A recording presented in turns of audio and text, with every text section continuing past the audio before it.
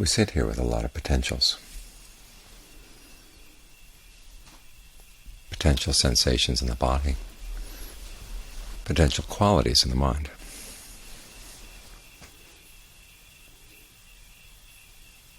And the practice of meditation is learning how to develop skillful potentials in the mind.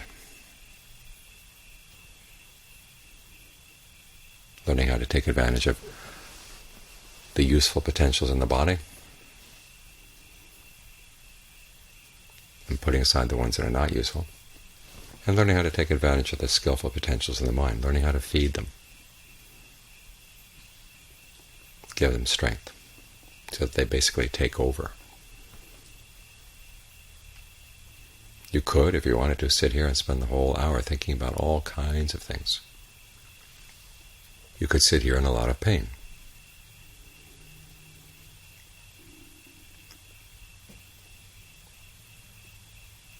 Psychologists who study the nervous system have discovered that there are many times when you have a sensation of pain and there's really nothing coming in at the end of the nerve, but the monitoring stations along the nerve interpret a particular signal as a pain signal, and that's what they send on up the line.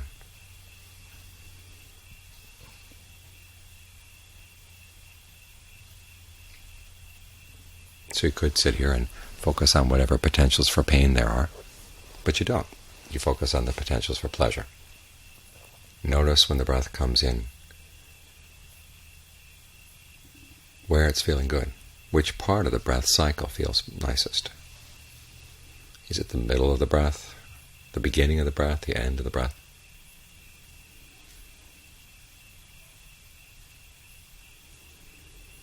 Can you notice when the breath is getting too long? Can you catch yourself squeezing the breath as it goes out? When you do that, you're harming the potential for pleasure that the breath can give.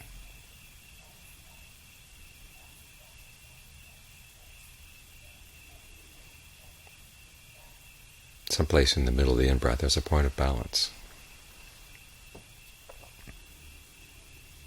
You might want to focus your attention there and maximize that particular sensation, which means that the breath will get shorter and shorter, more and more subtle, as it hovers around that point of balance.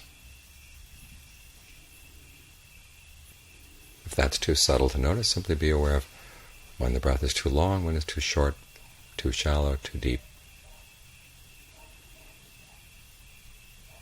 Which parts of the body would feel better if they were given more of a role in the breath process.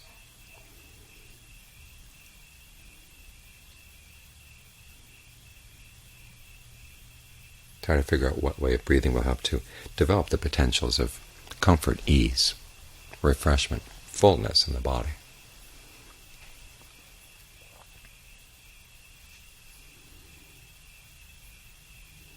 And as you do this, you're developing the good potentials in the mind as well. The two major ones are mindfulness and alertness.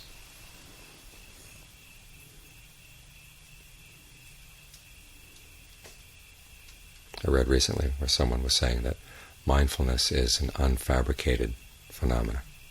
Your thought processes are what are fabricated and pull you away from the present moment, but when you're in the pure present, there's no fabrication going on at all. That's a major misunderstanding. Mindfulness is something you do. It's an activity. Alertness is something you do. It's an activity as well. And there are potentials in the mind that can either help the mindfulness or harm it. In other words, mindfulness is something you have to feed. It's not your simple awareness. It's the ability to keep something in mind. And the reason we don't understand things, the reason we don't see the connection between cause and effect is because we forget.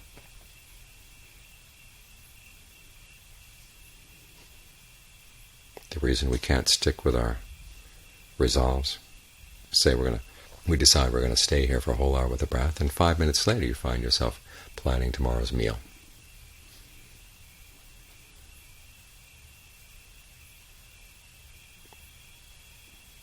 Or thinking about events far away. What happened? You forgot.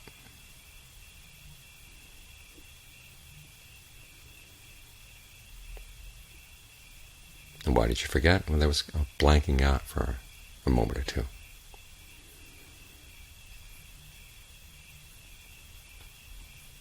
Because you weren't paying proper attention to the causes for mindfulness.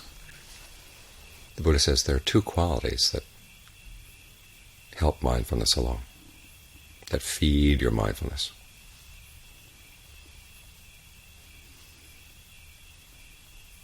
The first one is well-purified virtue.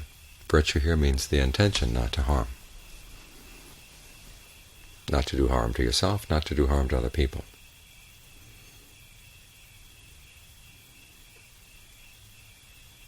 Because you have harmful intentions in mind. Part of the mind goes along with them and part of them doesn't. Part of the mind doesn't. There's a conflict. And one of the mind's tricks for going along with a harmful intention is to allow itself to forget that it is actually harmful.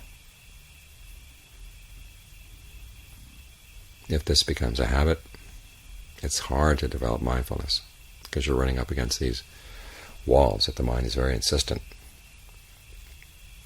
that it wants to keep up. Your mindfulness runs up against them and gets deflected.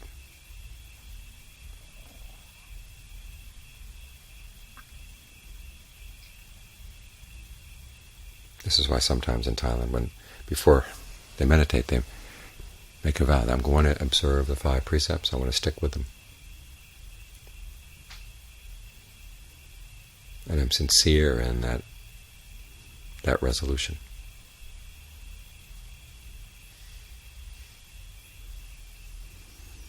It's even easier when you have been following the 5 precepts.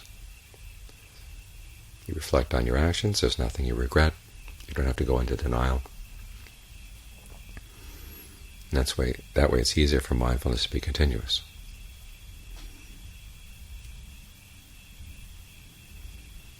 But the simple act of resolving that you're going to try to be harmless in all your activities,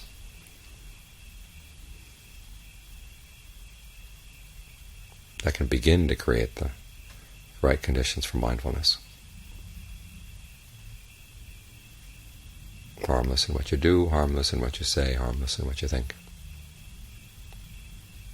Make that a principle that you want to hold to.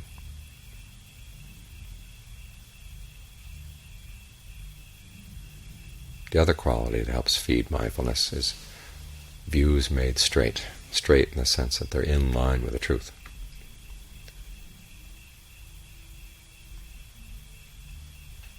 Understanding that your actions will have consequences.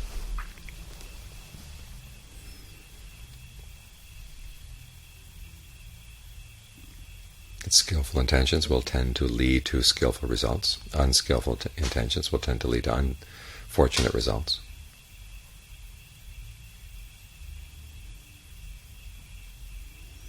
And this is a principle that wasn't just made up by somebody. It's something that's been observed by people who've developed their minds to the point where they really can see what's going on.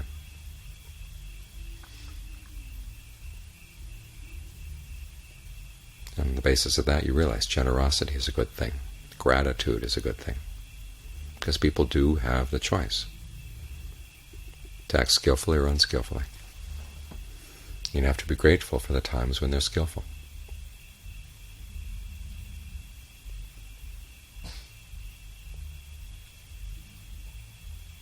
Because when you think in this way, it helps to break down those barriers. When the mind says, I don't want to think about the Dharma right now, I want to think about sex, or I want to think about drugs, or I want to think about who knows what. And this part of the mind says, hey, you can't do that without consequences. You've got your first line of defense against those wandering thoughts, those unskillful thoughts.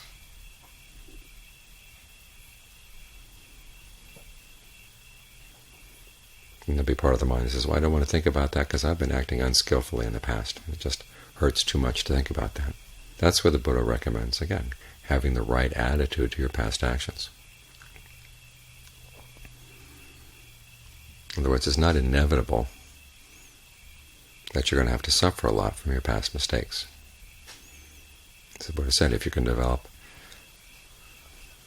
an attitude of limitless goodwill, compassion, empathetic joy, equanimity, that'll mitigate the results of your past bad actions. If you can train yourself so that the mind isn't overcome by pleasure, isn't overcome by pain.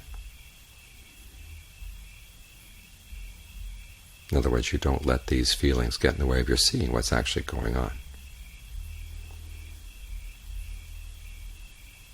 Then again, the mind is immune, or at least the results of your past actions are going to be mitigated.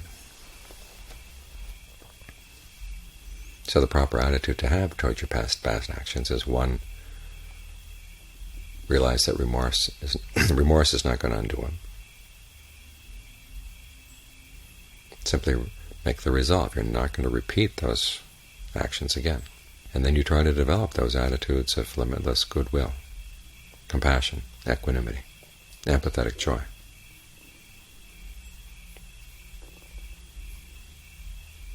When the meditation gets dry, bring out these attitudes and work on spreading them around.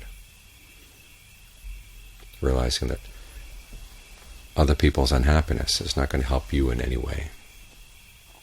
Your being unhappy is not going to help you in any way. So why would you wish for anybody's unhappiness? Even people who have been cruel, unprincipled.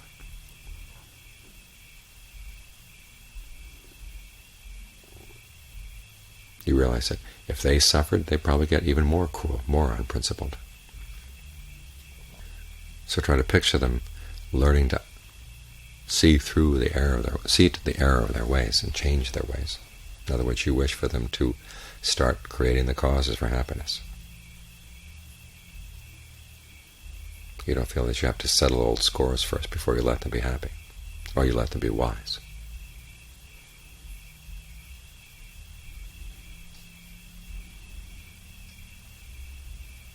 When you learn how to think in these ways, it helps to cut through a lot of the barriers that we create in the mind, a lot of the unskillful attitudes we'd have that would get in the way of our mindfulness. So when you've lowered the walls, then you can see back into the past and ahead into the future.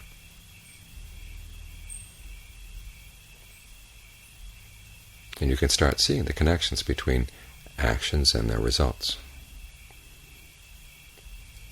When you focus the mind in a certain way, what are the results over time? If you're mindful of your actions, you can really see this for yourself.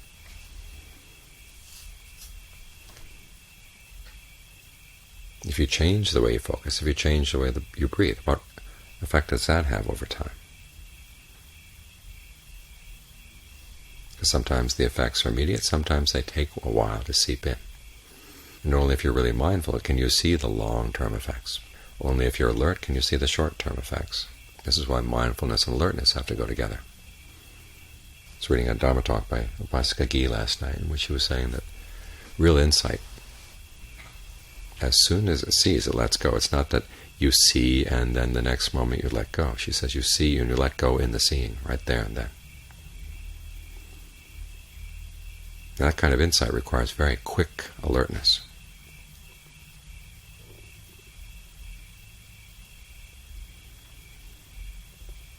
But the ability to develop that kind of alertness requires good mindfulness, long-term mindfulness, so that you can understand how you get the mind in the right place to see things to begin with. All too often people sit and meditate and it either goes poorly and have no idea why it's going poorly, or it goes well and they have no idea why it's going well, because they haven't been watching. They watch for a little bit and then they forget, and then they come back and then they forget, so they don't really see the connections.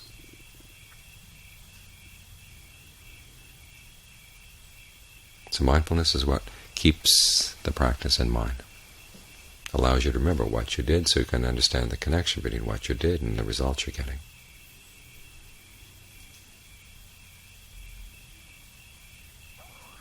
Alertness is what allows you to see what what you're doing right now.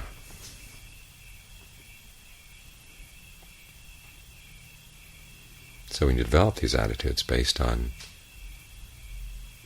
the resolve to act only on skillful intentions and the proper understanding of how your actions shape your life, those are the conditions that feed mindfulness, that allow mindfulness to grow.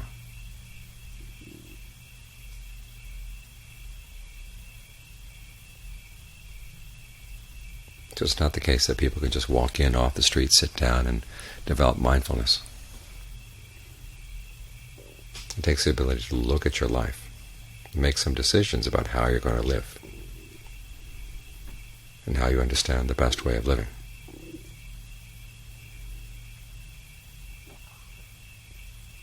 That's when mindfulness has a chance.